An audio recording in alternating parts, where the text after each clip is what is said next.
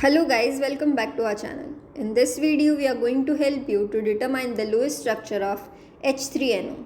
It's a chemical formula of hydroxyl amine. For the lowest structure, let's count the total number of valence electrons. We have 3 hydrogen atoms having 1 valence electron, 1 nitrogen atom having 5 valence electrons and 1 oxygen atom having 6 valence electrons. Now that gives us a total of 14 valence electrons. The arrangement of atoms in this molecule will be something like this. It's a quite simple one, and if you remember its chemical formula, you can easily arrange the atoms. Now place pair of electrons between each atom for bond formation.